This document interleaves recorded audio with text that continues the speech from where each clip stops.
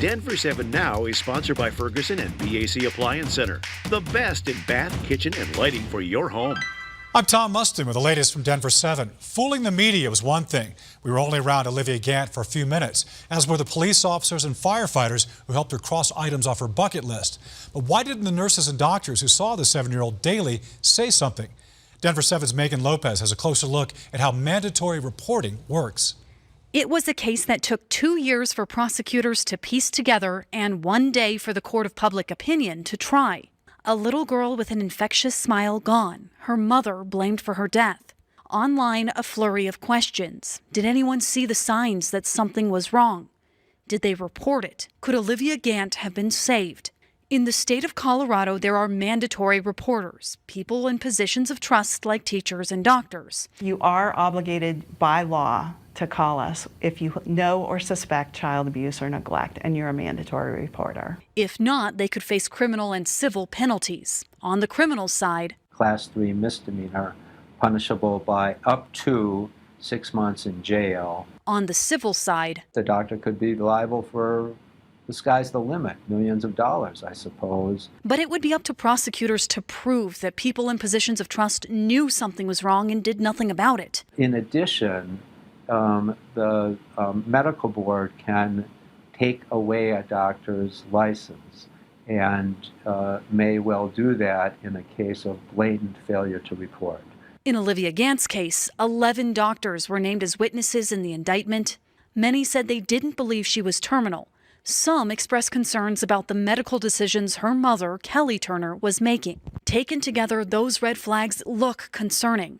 Taken separately, though, it's hard to say whether they rose to the level of reporting. The Children's Hospital of Colorado did notify police about concerns with Olivia's sister's case, which started this investigation. For the Colorado Department of Human Services, the bottom line is, Trust your instinct. If you have a suspicion, give us a call. because whether the concerns end up being legitimate or not, they know. By not reporting, a child could be left in danger or harm.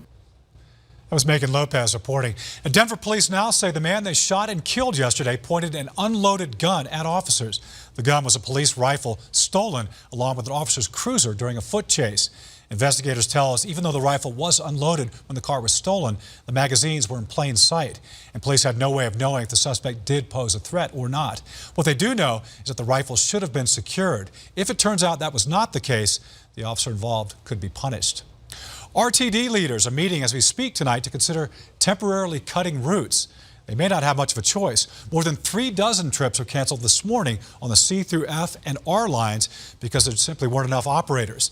That shortage means more employees working mandatory overtime, which leads to burnout and high turnover. RTD has not said which routes would be cut, but naturally the ones with the lowest ridership will probably be the first on the chopping block. And on the 7th day, there was no rest for Park County teachers. They were out again this morning, picketing for higher pay while the district went on without them. Class resumed for a second day in a row with substitutes and non-union workers doing the heavy lifting. For comparison's sake, the Denver's teacher strike went on for 3 days, and the one in Pueblo last year lasted 5. A troubled Aurora charter school will be allowed to stay open, at least for now.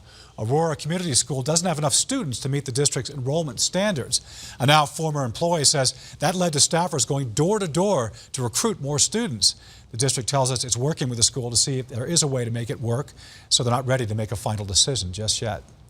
Critics say a candidate running for mayor has a built-in conflict of interest, one they believe has the potential to change the city's makeup for years to come. Contact 7 investigates Jennifer Kovaleski, looking into how her campaign is being heavily funded by the oil and gas industry. Thornton voter Penny Caven knows what to expect this election. City of Thornton mayor 4-year term. But it's what you can't see on the ballot Jennifer Jan Coleman, Eric Montoya, Steven Cervantes. that's giving her pause. PDC Energy, Anadarko Petroleum Corp. She's reading the campaign contributions for mayoral candidate Jane Coleman. There's extraction oil and gas for $350. To me, it looks bad, especially when it doesn't look like she has the interest of the residents of Thornton. Caven worries what kind of influence the tens of thousands of dollars in outside money brings with it, and if it could bring fracking inside Thornton city limits. If there's oil to be had, if Jan's in office, they'll be coming after it. So that's my concern. Coleman is currently the city's mayor pro tem. She's already raised more than $70,000 for her mayoral run. As a point of comparison, the next highest fundraiser raised less than half that. Records show oil and gas employees and energy companies have donated over $13,000. Coleman contributed more than $20,000 of her own money as the director of Whiting Petroleum. When somebody's taking all their contributions from big corporations, oil and gas and real estate, that should speak volumes to people. Coleman declined our request for an interview. In a statement from her campaign manager, she said, "It's no secret I work in the oil and gas industry. I've been transparent about this for the last 6 years I've served on council. Because of the job, it isn't unusual that my colleagues would donate to my campaign." It's terrible. That should not happen. It's just plain and simple. Nobody should work for an industry. They should be working for the people. Now, her campaign manager told us there are no active well permits in Thornton, which is true, but there is drilling close by in unincorporated Adams County. Many believe it could come within city limits soon. Well, flu season is off to a mercifully slow start here in Colorado. Only 17 cases have been reported since the state started keeping track earlier this month. That's far below average for this time of year.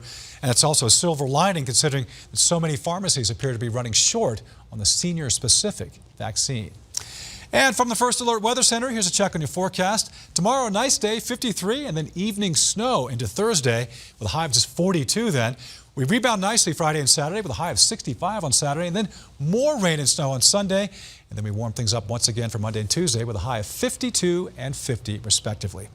This has been your Denver 7 On Demand update. Thanks for joining us. Check back here later tonight for another update and download the Denver 7 app for breaking news and alerts. I'm Tom Mustin.